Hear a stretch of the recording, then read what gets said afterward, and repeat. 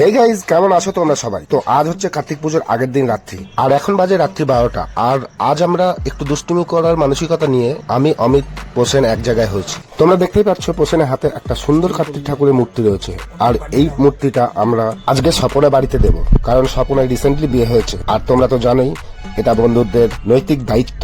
তো যে দায়িত্বের কারণে আমরা রাত্রি 12টার সময় স্বপনের বাড়ির সামনে চোরের মতো ঘোরাঘুরি করছি আর সুযোগের অপেক্ষায় রয়েছি। আমাদের বাইকগুলোকেও এক সাইডে লাগিয়ে দিয়েছি, আর দেখতেই পাচ্ছ কি অন্ধকার চারিদিকে। এত অন্ধকারে আমরা এখানে চোরের মতো ঘোরাঘুরি করছি, আমাদেরকেই কেউ আবার চোর বলে না ভেবে নেয়। তো যাই হোক, আমরা বেশ কিছুক্ষণ ওয়েট করার পরে স্বপনদের বাড়ির গেটের দিকে ধীরে ধীরে এগোতে শুরু করলাম। আর তারপরে যা হলো, গেটের সামনে মূর্তিটাকে নামিয়ে দিয়ে গেটের কড়া নেড়ে আমরা যা প্রাণপণে রান দিতে শুরু করলাম। ওসাইন বোল্ট যদি আমাদের রান দেখতো তো একটু হলেও হয়তো ভয় পেয়ে যেত।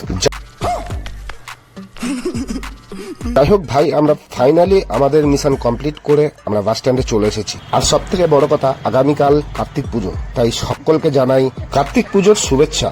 সকলে ভালো থেকো, সুস্থ থেকো, কার্তিক পুজো এনজয় করো। আজকের মতো গুড নাইট, বাই।